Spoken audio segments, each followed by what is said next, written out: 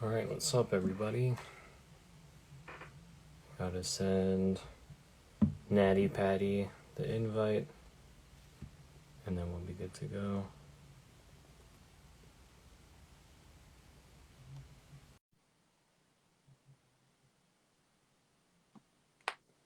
Hopefully, he'll be on soon. There we go. What's up? Yo, what's going on, dude? Uh, you know, Tour coming to the prep. You know how those vibes are. Yeah, for sure. I've been burnt out like all week. Mm, that's so rough. And I think just kind of keeping that positive mindset when everything is just like you know. Yeah, I mean, we know that's just trusting the process. But how you been? How's everything? not too bad. Work, obviously, it's the beginning of the year, so work's kind of picked up a little bit. Hmm. Um, and then training is like towards the end of this block, so it's just like heavy singles Yep, and like the back off volume work. So I'm pretty beat up. Other than that, I'm pretty good. I got you. I got you. Yeah, Yeah. So we out here lifting heavy. Destroying our bodies in the name of being strong. exactly, dude. It's so insane though. Out here, Larsen pressing freaking 4 plates. That's Thanks. nuts. It's And we've talked about it a little bit, but for those watching, my bench, the whole logic with me putting so much focus into Larsen pressing is that my bench, even with me putting bumper plates under, it's way higher than a competition standard. I forget the exact number. I checked it forever ago. So the logic was, okay, if I can get my Larsen really good, which is like the weakest possible bench variation for most people, then if I can do that, and if I can get that as good as I can, that's like my baseline. It's like, okay, if I could hit 380 Larsen, then I could definitely hit 380 on a competition bench. That's what the logic has been. Yeah, for sure. And I thought that was like a super smart approach. Like I feel like some people wouldn't necessarily think about that. They would just start to freak out and then try to find a gym that only has like a commercial grade or like a competition grade like benches and make like an hour trip all the time and blah blah blah. Hmm. Um, but speaking of, so typically what I do is I have everybody introduce themselves and then kind of talk about like how long they've been lifting and what got them into lifting in the first place. So I guess you could start that off for my followers, and then I'll do the same for yours. All right. So, where to begin? So my dad was an amateur bodybuilder back in the late 80s. Never took it to like a crazy level. I think he only competed once.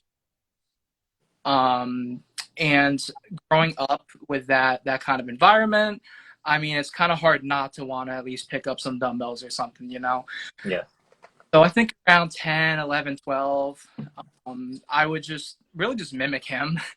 He never really forced it on us, which I'm grateful for. It was kind of just like, here's this. You might like it, you might not.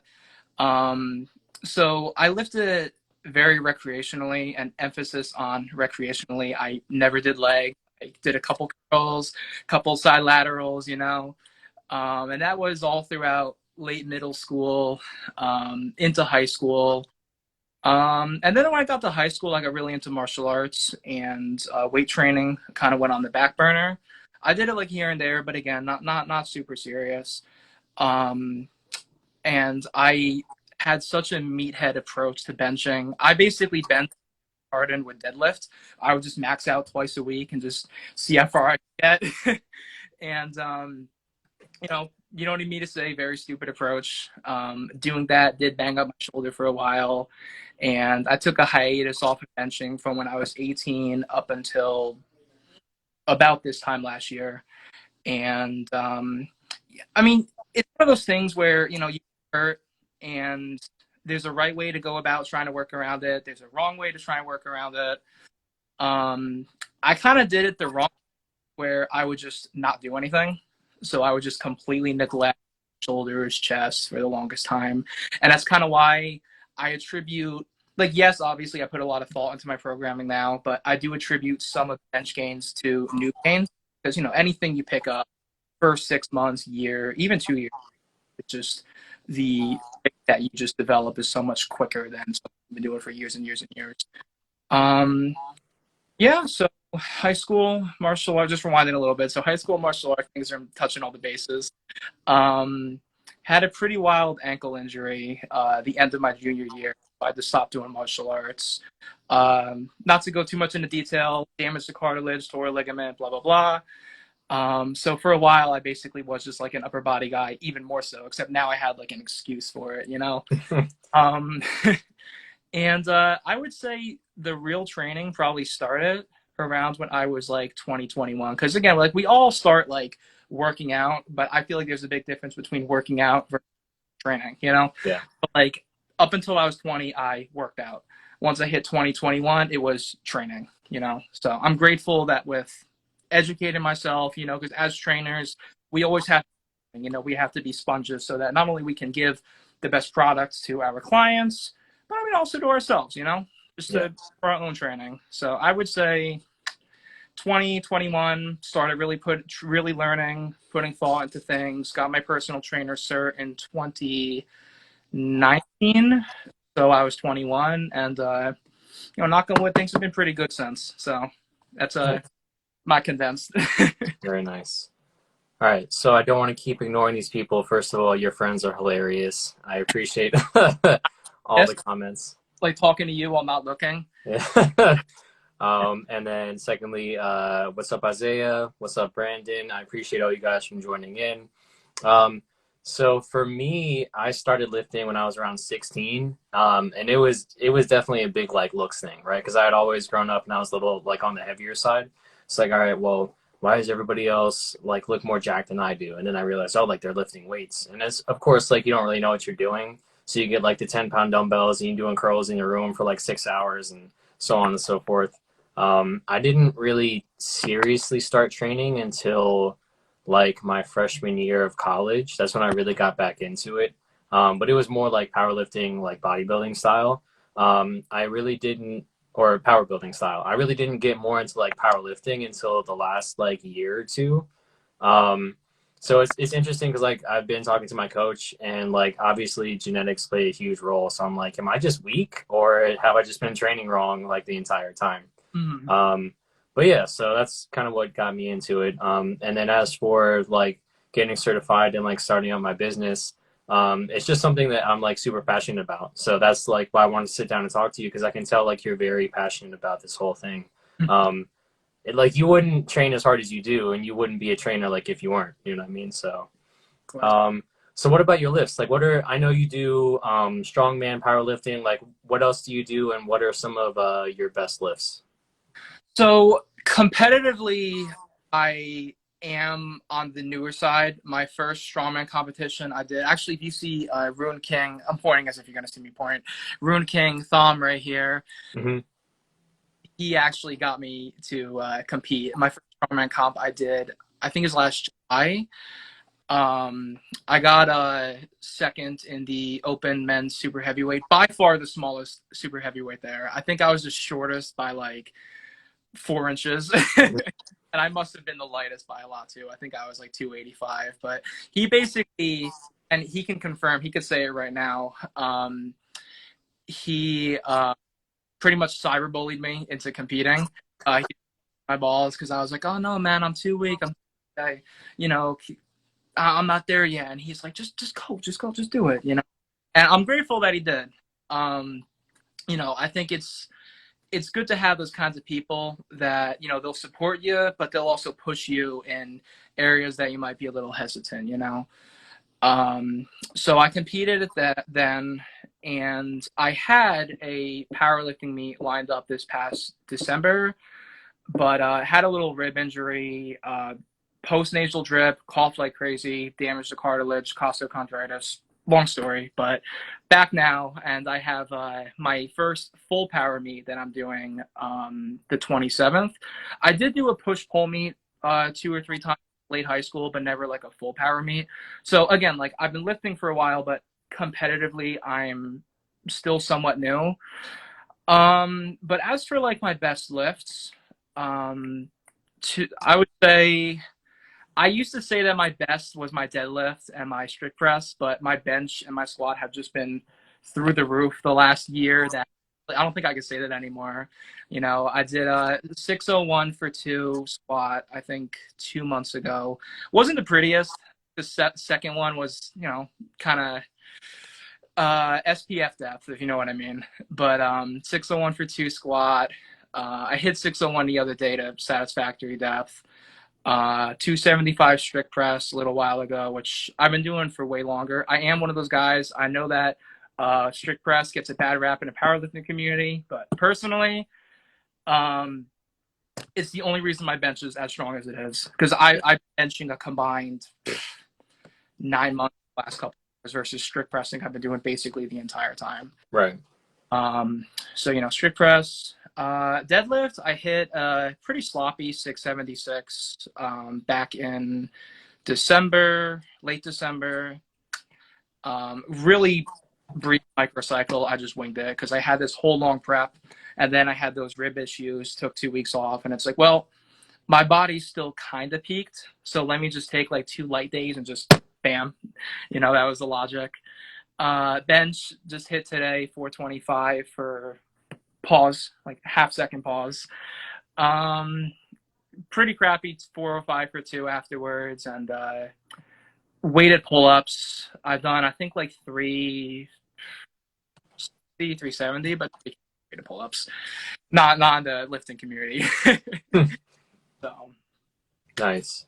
Yeah, it's interesting you talk about like the strict press and like the respect that it gets, because I definitely like I'm a huge advocate for it.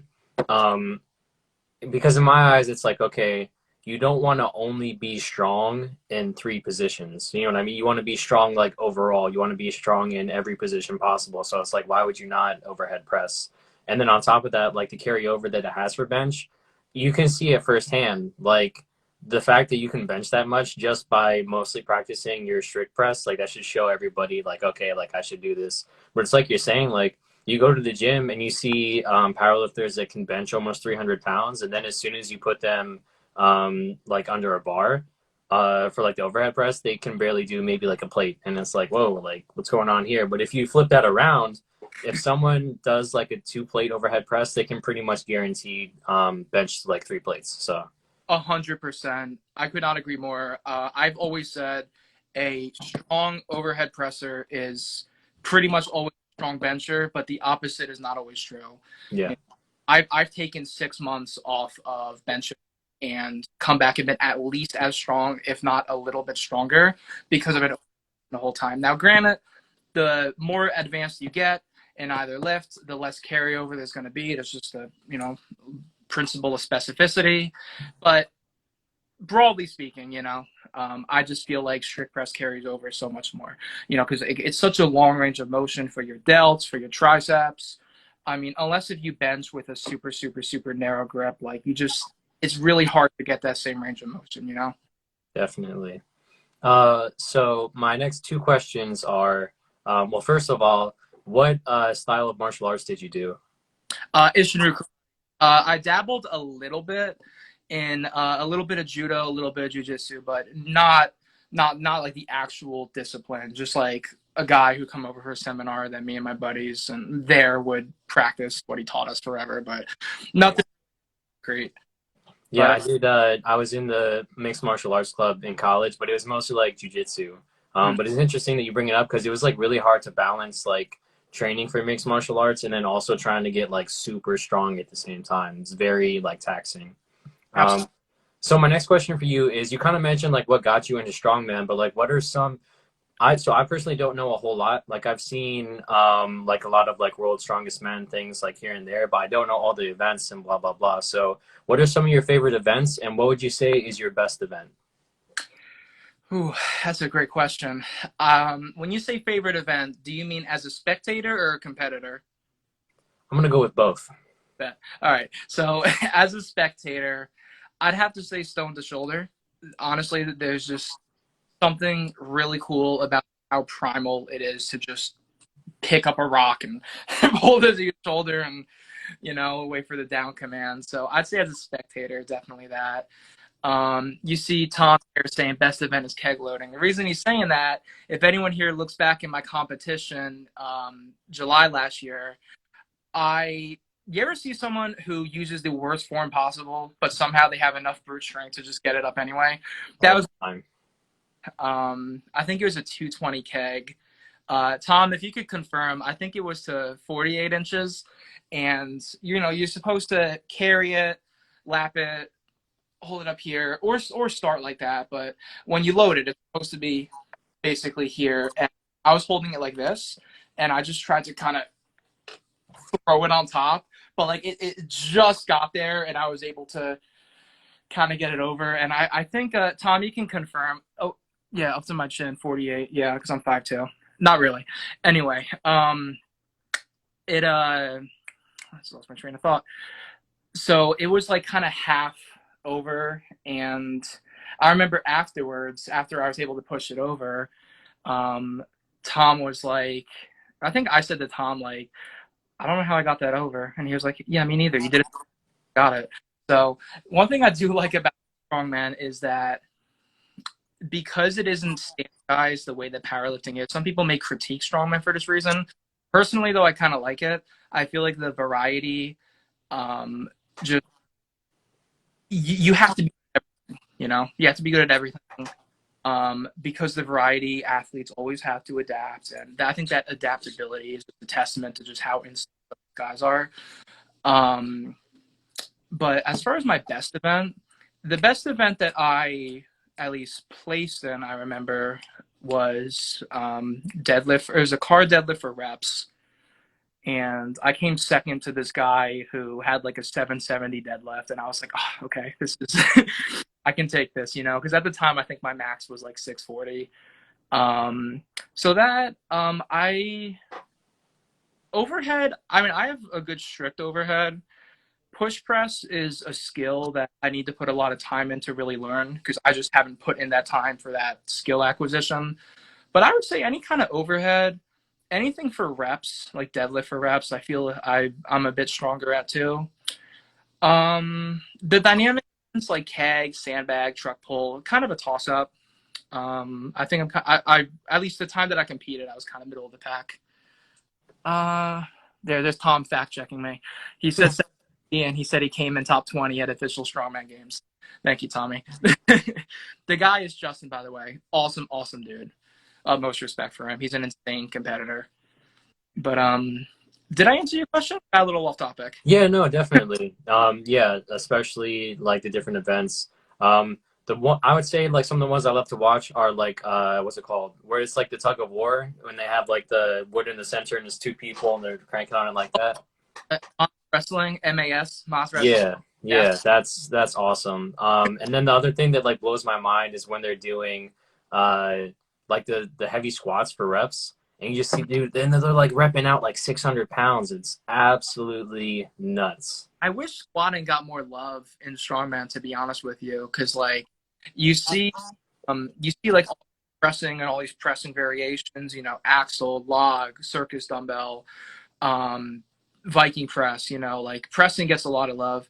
Deadlifting gets an unbelievable amount of attention. You got 12 different variations, I wish that squatting got more love other than just like the top level, because like you'll see it will. There's always like a squat for reps event. At the Arnold this year, their first time that instead of a max deadlift to doing a max squat, which I'm super excited for. I mean, a little bit of bias because like I like squat now, but I would like to see more of that in strongman personally. It just feels like in powerlifting, but squat's a huge movement. It's a huge fundamental human movement. Make it, I don't care. Make it a half squat. Have him squat a tree. I don't care. Just something. Yeah. It's funny because I saw a post the other day where it's talking about how like the deadlift is supposed to be like the ultimate test of strength. You know what I mean? Because it's all inclusive of your full body. But then the caption underneath was, okay, try doing that with a bar on your back. And I'm like, yo, that's so true. Like, especially if you're doing heavy squats and you feel like you have a freaking car on your back, it's very intimidating for sure. Mm-hmm. So my next question for you is, how do you balance training for strongman and powerlifting? Like, how do you encompass all of your goals? Or do you take like seasons for stuff? Or are you very like methodical on how you fit everything together at the same time? I would give you a different answer if you asked me this a year ago, but now I feel like if you want to be,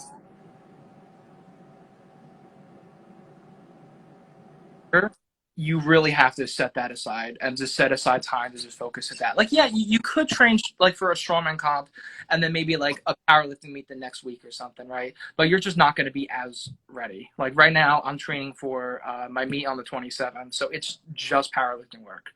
And I have U.S. Strongman Nationals June 20 something. I got to check the date, but June I have Nationals, and April, April and June, March, April into June, just on that. I'm not doing any prep work right now Nice.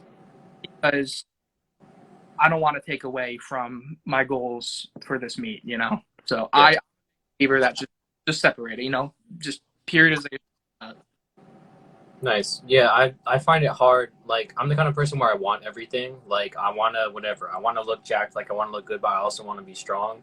But I think that that's kind of affected my progress in both veins for the past couple of years because it's like, okay, well, yeah, I've kind of made like moderate progress for both, but I didn't really start making crazy strength gains until I was strictly doing powerlifting, and I really didn't make crazy like muscular development gains until I really focused on hypertrophy. So I definitely think like having seasons is okay, and that you shouldn't worry about something lagging behind because like it's gonna be, and like you talked about like the newbie gains, like it's gonna be there and it's gonna come back very fast for sure.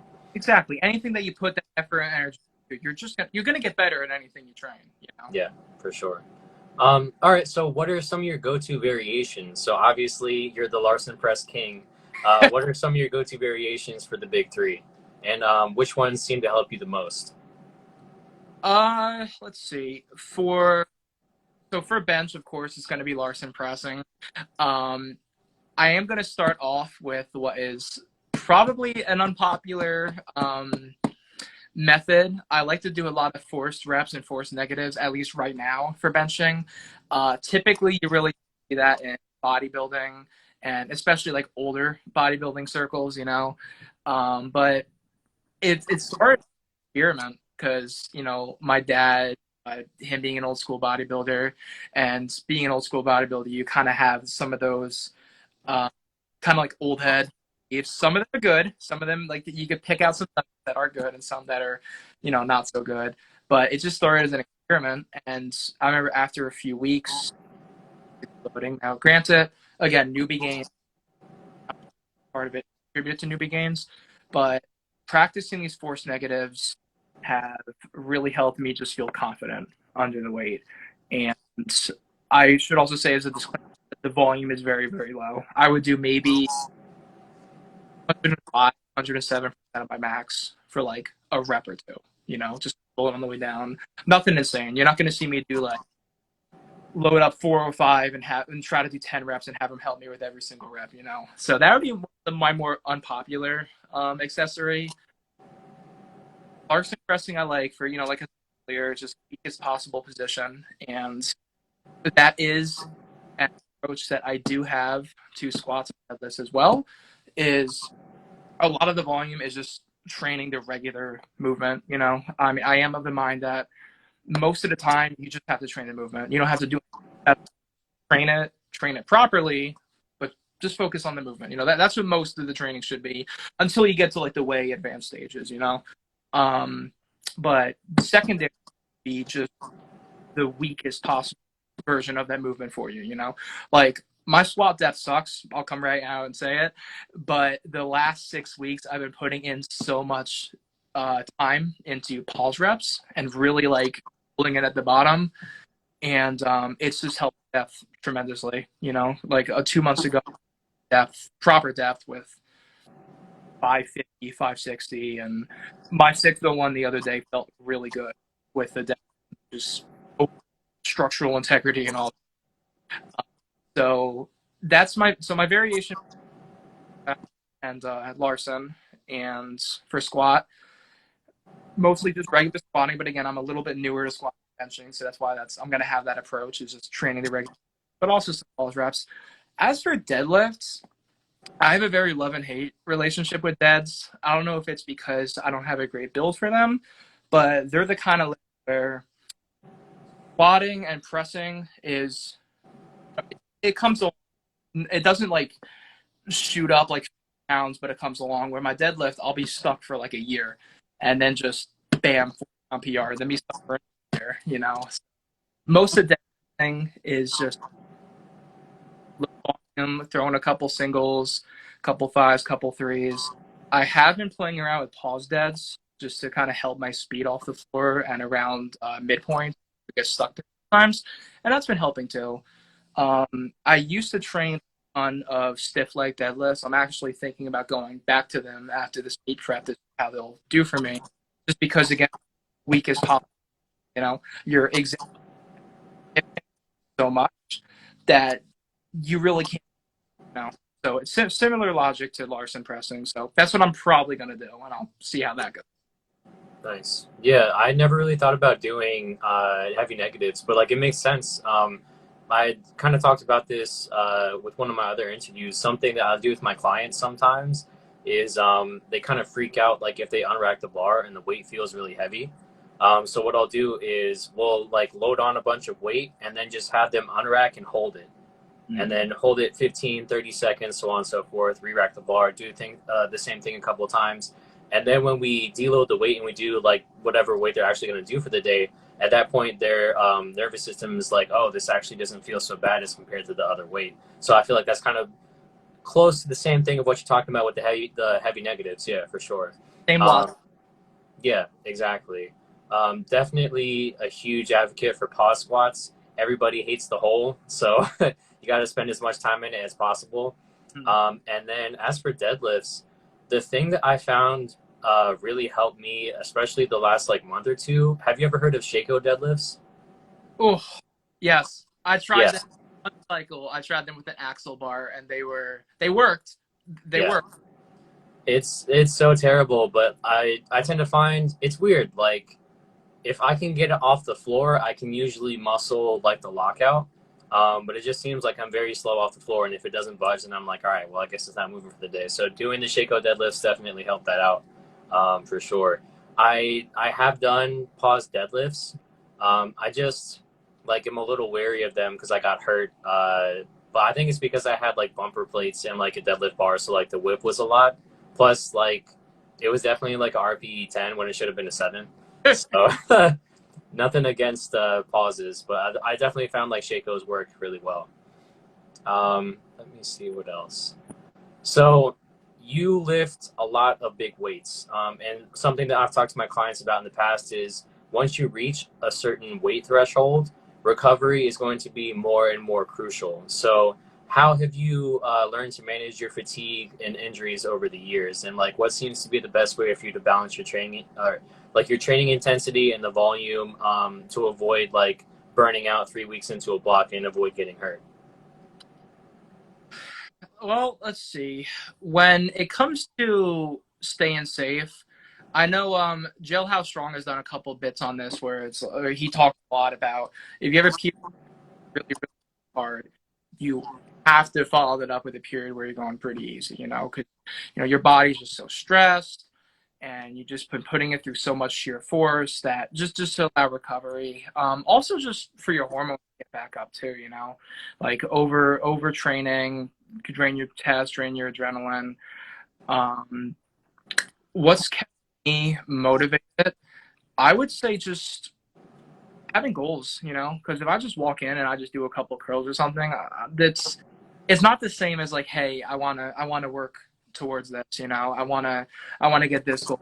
So having certain goals, even one of my clients, I remember they were like, hey, I just want to be fit, I just want to get in shape, and I'm like, okay, awesome, I can do that, but let's set some goals, let's be like, hey, let me do this by that by this. Just at the very least, it'll keep you preoccupied. I mean, that poor wording, not preoccupied. It'll give you focus on. So it's not just like this monotonous routine, walk in, do this, leave. Um, and as for just like staying safe, I've noticed I have like experimented different types of training, different movements, different whatever on myself, and I've noticed that not only are do approaches vary person to person, but even like lift to lift, just depending on your build, you know, like how I get my press and my bench stronger is just high frequency, high intensity. I've hit 405 in the last 5 days. I've hit 405 plus 3 times, just because I need to get for me to get myself better, I need to stay in the high percentage range, you know. But for me to compensate, something has to take a hit. You know, it's like the triangle. It's frequency, intensity, and volume. If my intensity is high, I can't do crazy volume. If my frequency is also high, it can't be crazy high because then it just throws everything off. You know, you don't want your maximum volume. You want to make sure that it's something that not only works for you, but you can recover from it. Like I have a good build for pressing. I'm 5'11" with like a 5'9" reach, you know, like I have short arms. So when you are better built for something, you can just recover from it easy. Deadlifting, I could deadlift once a week and make gains. I could probably deadlift every 9 days and still make so much progress because if it's much and I just can't have the same approach. Like deadlifting right now, where I'll do a single, like a heavy single and a heavy set of 3. And then like the second day, it'll be like a couple sets of 2 on pulse reps. That's like my limit right now, you know, where I'm doing a whopping 10 working sets where maybe it's triple that on bench or squat. So definitely playing around with different lifts and being like, finding out what works, being like completely different. And also like for my clients too, you know, and it does take some like, obviously not pushing too hard because I can be reckless with myself. I can't be reckless with someone else's well-being, you know? So obviously a much cautious way of doing it. You might play around with, let's see how you do with some eights. Like if instead of a heavy single, we do every minute on the minute, lower intensity singles, conditioning, whatever, you know? So there's a lot of variability. And I think understanding variability person and lift to lift for said person can go a long way. Yeah, I definitely agree with like everything that you said, especially when it comes to depending on the person's like biomechanics, like how they're built. That's going to affect their ability to recover for certain lifts. So, for example, like same thing for me, right? Like I am a little over 5'11", but like my wingspan is the person who's like 5'9", like just like you said. So it's like I'm really good when it comes to pressing, and I can do pressing movements 4 times a week. But I have to be careful because I need to balance being able to bench and low bar squat because it like tears up my elbows. So I personally found like I can do some kind of pressing variation 4 times a week. If it's more than that, it's going to be rough. I can squat at least twice a week. If it's more than that, it's going to be rough. And then I would say for deadlifts, I haven't quite hit the strength threshold where it's like 1 time a week is mandatory, but it's pretty close. But like currently, it's kind of rough because the way my split is, I squat and then I bench and then I squat again and then deadlifts are at the end of the week, which is rough because I'm like fried at that point. So you kind of have to play around with like, okay, well, if I want this lift to be more of like the focus, then it's going to be earlier in the week when you're more fresh. Mm-hmm. But yeah, everything you said, definitely agree with. So, how do you spend your time training when you're not prepping for a meet, and what changes do you make when you are prepping? So, something that you talked about, you said you want to have a goal, and I definitely like immensely agree with that because if you don't have something that you're chasing after, that's when it starts to get kind of blah and like kind of stagnant, and then it's just like, okay, well, what am I even here doing? You know. So what changes in your training when you're not in or like going towards a competition? Most of the time, I mean, it depends on a few factors, but most of the time, the first thing I'm going to gun for is some kind of hypertrophy training. You know, I feel like hypertrophy training most of the year, I'm not going to say it's neglected in the strength world, but it kind of is, you know, like you'll have guys in their off season, they're not preparing for any kind of competition, any kind of meet, and they're still like basically training the exact same, you know, like squat, bench, deadlift, heavy singles, whatever. But I don't think it's optimal to just be doing heavy all through the year, you know. Even if it's 2 weeks where you just, you know, train some leaving. So for me, generally competition, at least not within the first 3 months. I'll just do some hyper training. I mean, getting bigger is not gonna hurt you, you know, like it'll never hurt you putting on some lean muscle, like lean muscle, like, you know, gaining 20 pounds of fat, but it'll never hurt you. Um, and I am guilty of neglecting this next part, but I think something that's also good to train in an off season is conditioning, you know, because especially when you are into the prep, and that's different with strong.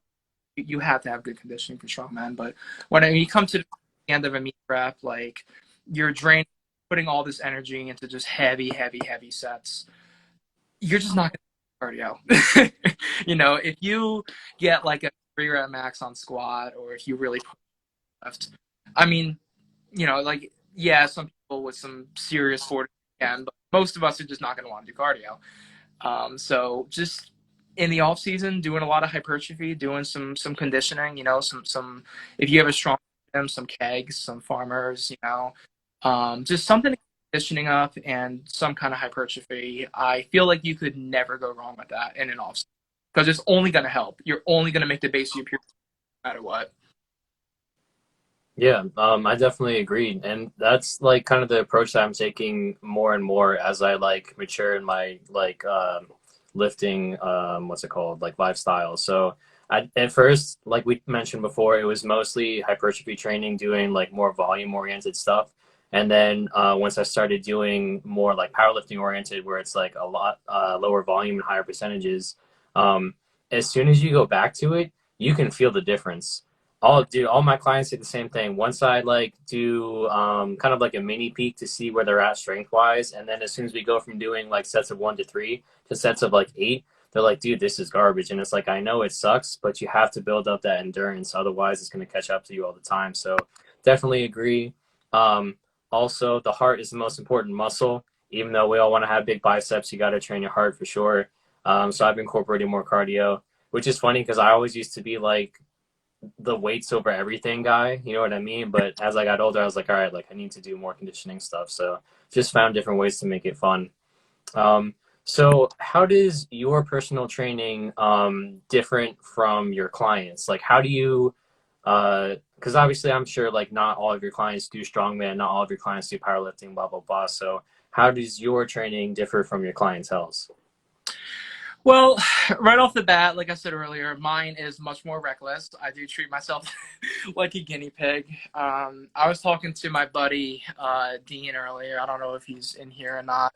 I was telling him how my logic sometimes is, well, this is supposed to hit like an RPE 9, but if I get really hyped, I could hit like 10 pounds more than that for the same difficulty. So, you know, like I'll have those kind of bending the rules with myself, but obviously I can't do that with my clients. It's one of the reasons why they hire me, is so that I can give them that kind of guidance.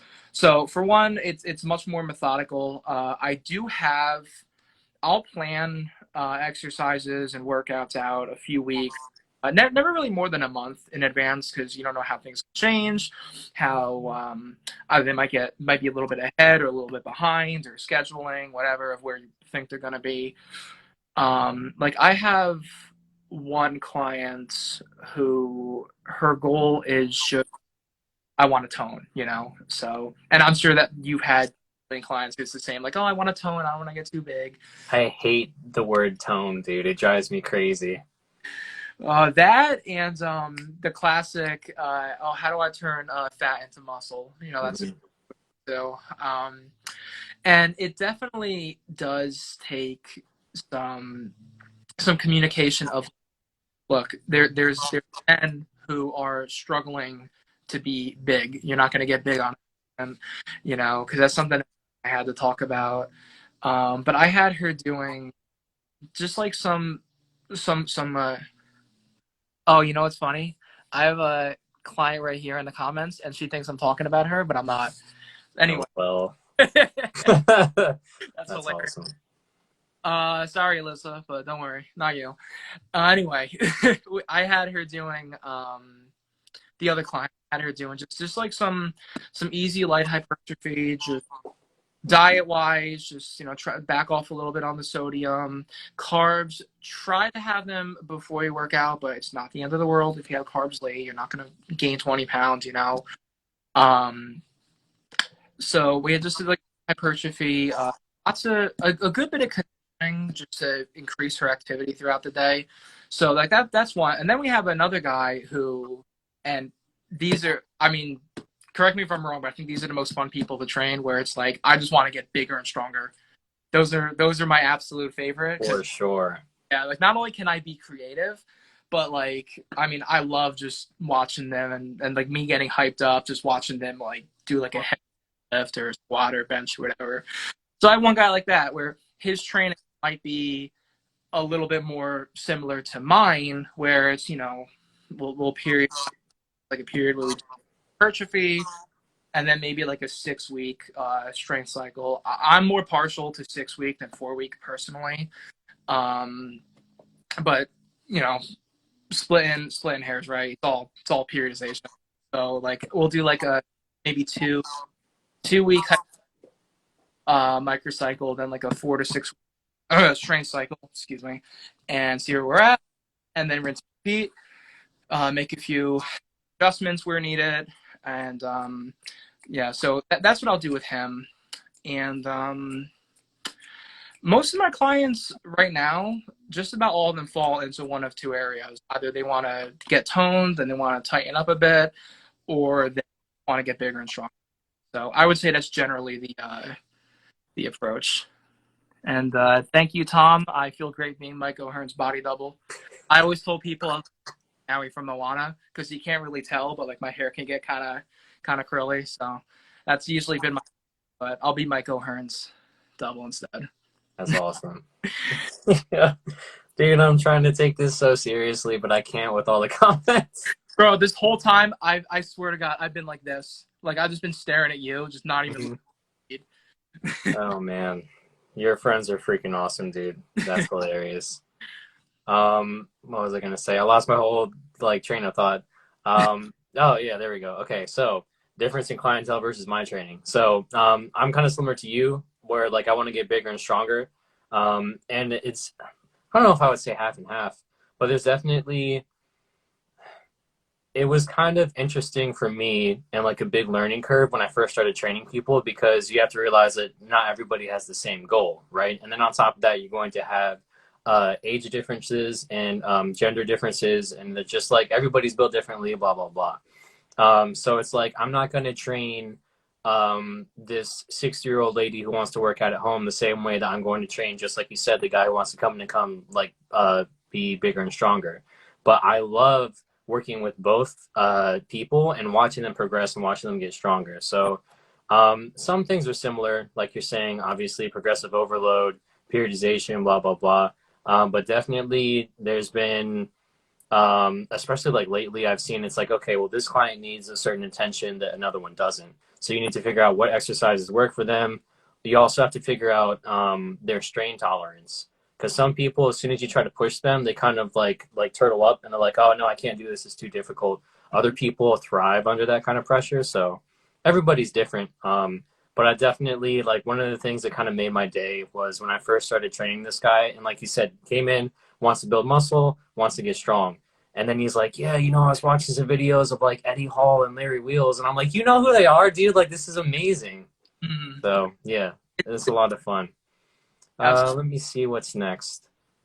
So what is your approach when it comes to programming for strength training, hypertrophy, calisthenics, and strongman? I know those are all vastly different. But do you do, what's it called? Do you try to do them coupled together, or do you pretty much talk to your client and say, hey, if this is what you want to focus on, this is what it's going to look like? I find, so with myself, I do kind of periodize. More so with my clients, I'll just kind of shift in one direction if they want to bring up one area a little bit more. Also touching on the previous question a little bit. I have one client who is blind, and he also has an intellectual disability. So one thing that was a really long process for us was that he loved benching. and he had a lot of trouble just with confidence and with just feeling how heavy it is, you know. And again, also touching on what you told me earlier, where you'd have to hold the weight for a little bit. So like with him, like his bar path, we had to work on. We had to work on confidence, balance, you know, with the squat. And the point that I'm getting to is that I do train him for like general fitness and for body weight strength and all that, but I wanted to get him really strong at these fundamental barbell movements first. And now that he has that overall strength base, it would, and some people might go the opposite way, but I felt, and just what I've seen, it was easier for him to do all these because he was able to lay his body a little bit easier. He was like, okay, well, if I can hold 200 pounds on my back, you know, he just benched PR 200 pounds the other day. And, you know, just for him to have that confidence of like, I can do this with this heavy weight, he grasped it easier. And it made more sense to him. If I can move this heavy thing, then I could definitely move my body, you know? So just that individualized approach. I had another client who I train on and off. They have, I think it's called patellofemoral syndrome. So their tendon that attaches their patella to their femur is super, super. And they were like, hey, I want to pull cars, trucks, and I want to squat heavy and all this. But again, we had to be like, okay, let's get a whole plan going. So we focused on like very light leg extensions. We focused on a little bit of band work because, you know, high reps, get some blood flowing, all that. We started small. We did that, and then we found that Zerker squats were the only way they could squat aggravating their knee. So we just trained Zerkers out the ass. Of course, not exceeding their maximum recoverable volume, and then step by step. You know, and I'm proud to say after 6-7 months, they were able to pull a car, and soon we'd like to pull a truck too, you know, and they're not big at all. They're a very small person. So we were pretty hyped. So that is like people who want general fitness, but there might be like a little, like one cog that might be a little bit weaker. That feels like we would, oh, here, Brett in the comments is giving me shit for pronouncing it like that. Listen, Zerker to me sounds cooler than Zercher. Right. I think. So like all these people where it's like, I'm not trying to shift their goals at all, but bringing up one area will make it easier now that they're level to work on all these other areas, you know. Right. If you have someone with a really weak, like it's kind of hard for you to do hill them, even if they want to bring up their conditioning or just strengthen those short bursts, you know. So but now that these people are well-rounded to the level of well-roundedness that both them and myself want for them, we can then just spread it out. So I'll do a little bit of everything with some of these people. On general fitness, we'll do a little bit of explosiveness, we'll do some strength, we'll do some hypertrophy training, some conditioning. But again, like we do have different pieces where we'll focus a little bit more on each area. I feel like that works a little bit better than just training everything equally and trying to bring it up at the same time, which I know is a more conjugate way of looking at things when you do that, but I'm much more in favor of let me just I almost laughed at Tommy. Say it out loud. But I am in favor of just specializing in different areas. Just like how I said earlier that I'll do hypertrophy and then strength, you know, or hypertrophy, strength, and like a comp prep. I'll have these people have a phase where they're training everything, but they're focusing a little bit more on conditioning. Then a phase where there's still everything, but there's a big eye that is focused on strength, you know, or explosiveness. And like I said earlier, those people who they want everything, they're really fun to train. Yeah.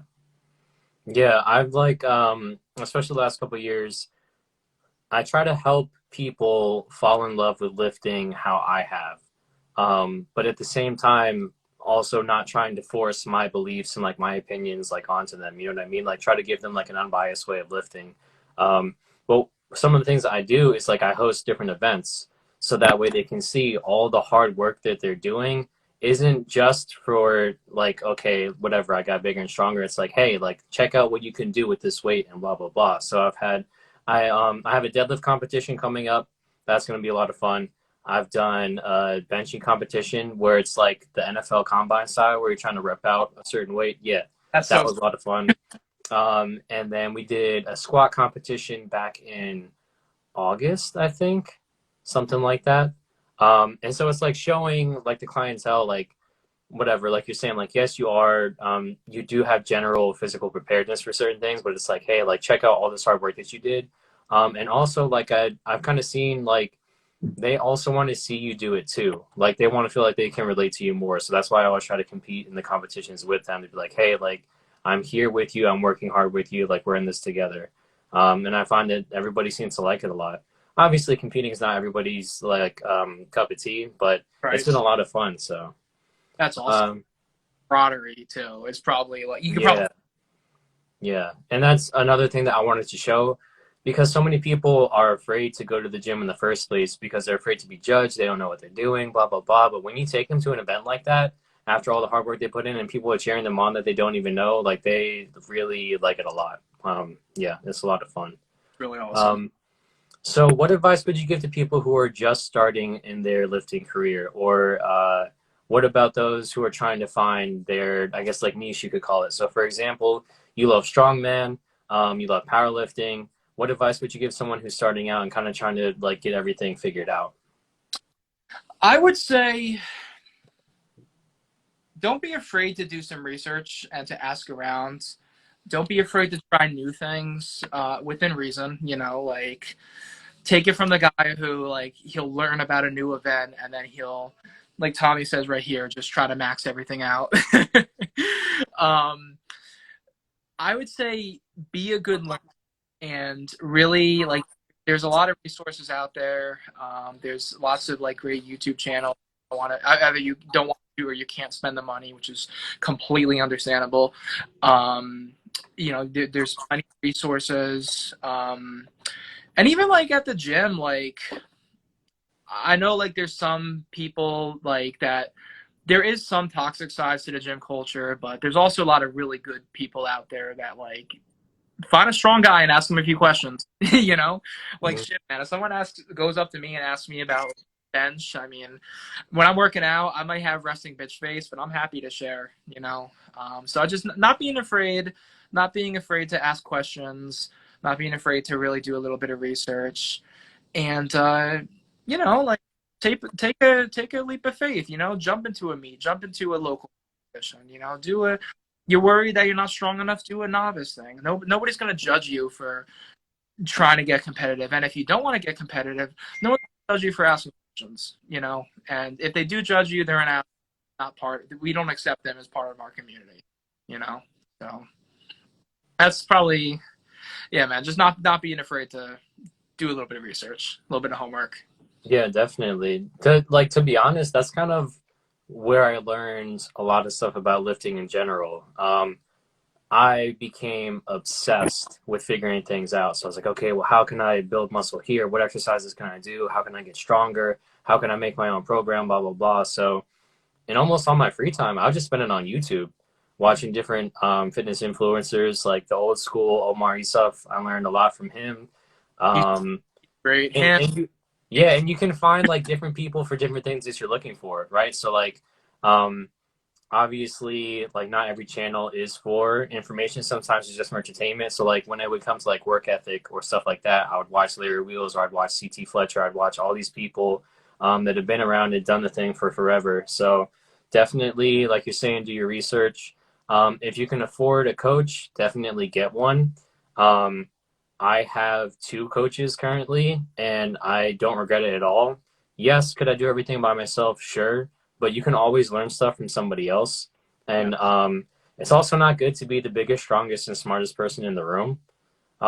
So definitely, like you said, ask questions, do your thing. So my last question for you that I have written down, and if anybody else has any questions for us, feel free to comment, not just jokes, because I'm trying to keep it together. But what are your personal lifting goals for 2022, and also like business, like all that kind of stuff? I would say business wise, I do want to make my own like LLC, like have like make it like a legit business. I have a small clientele, so definitely just expanding that to where it can become like my main source of income. Right now, I have two jobs. I train people. I also work in a group home for adults with disabilities. I take care of them. But the goal for this year is to make that an LLC and make it my main hustle. No, Tommy, you're not going to get a strip team. No, Alyssa. So I lost my train of thought. Okay.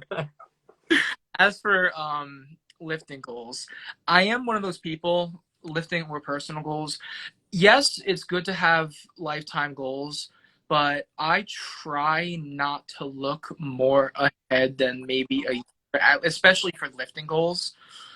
Just because you never know. You know? Like when I was like 16, I was like, yeah, man, I'll bench 500 when I'm a senior or some stupid shit. But then like as I get older, it's kind of the opposite where it's like I'm not having low expectations, but like you really don't know if you're gonna jump up 10 pounds or 80 pounds with lifts. You know, like we've all had those PRs where it's like, you know, you just like, oh shit, here's 30 pounds, you know, but then you also may expect a PR and just not get it. So I try not to look more than like a year ahead. So as that's why I'm happy you said 2022. As for this year, bench, I'm not going to get too cocky, even though like I've put 20 pounds on it in the last this 6 week cycle, but I know I'm going to plateau hard soon. So I would like to hit 450 by the end of the year on bench. Squat, I don't think my squat's going to surpass my deadlift this year. I know it's coming because a couple years ago I had a 6 deadlift and like a 400 squat, and now my squat's just been, you know, catching up. So I'd say mid sixes, mid to high sixes squat, I'd be really happy with. Deadlift, I'd like to hit 7. It's just been a goal of mine for so long. I really like to hit 7.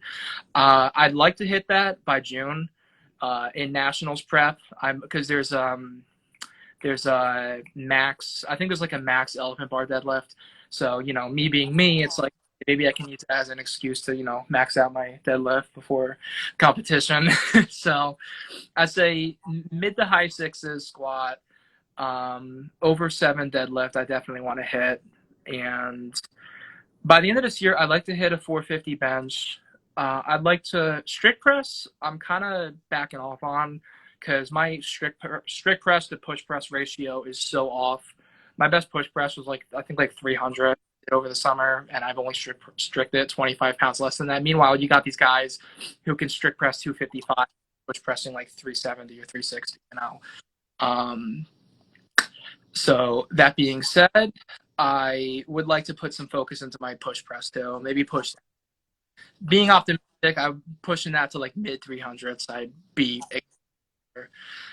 And I'm sure Tommy will say if he hasn't said already. I have a notoriously bad grip, so I got to work on that too. So definitely, definitely getting that up. And as for competitively, nationals is in June, and honestly, man, the goal is just not to zero anything. If I could just not zero anything, at nationals, my first nationals, I'd be very happy with that. You know, so I'd say that's pretty much the goal. I don't know if competitively if I plan on doing much the end of this year. Tommy's probably gonna try and talk me into doing. He's about to say it. I'm sure he's gonna try and talk me into doing New York Strongest Man again in the summer, which I'm probably gonna do because the events. And I'd say it's about it. Might wing it with a meet or something at the end of the year just to end on a high note. Also, the amount of OC jokes in this chat. Yeah. Nice. Well, those are all the questions I had for you. I really appreciate you taking the time to do this. This has been a lot of fun. I've been laughing the entire time, so Yeah, I'm this is happy you, awesome. man, for real. Like, this is really fun. This is cool, and it's been a pleasure. I've never done this before, ever. So, like, this is pretty cool to do an interview, and, all my friends here dicking around. I'm just looking at the. But yeah, I'm very happy. Thank you for the invite. Thank you for the chat. It was awesome. Of course, yeah. And like I said, I'll be hosting events. Hopefully, I'll see you there. And let me know whenever you decide you're competing, and I'll see if I can come through and support. Yeah, man, sounds good. Sounds good. And next time you do a squat comp, because that's the only one I think I'm confident in. I think you did a squat competition a little while ago, right? Yeah, So I'll probably dabble in that. nice. About deadlifts, because I think didn't you have some monster who pulled through with like an 800 deadlift or something a while ago? Yeah, that was in my friend's competition, but he lives, I think, more South Jersey, so I don't think he's coming through to this one. I think currently the highest deadlift I think that might show up is going to be around 600 pounds, so you never know. When is it again? April 9th is going to be a Saturday. Oh, that's a good time. That's before my prep starts. Okay. Yeah, so I'll send you the flyer with the details. Hopefully you can make it. But yeah, so thanks again for everything. I hope you have a good rest of your night, and I guess I will talk to you again soon. Likewise, man. Take care. Thank you All right. again. Yep, see ya. See ya.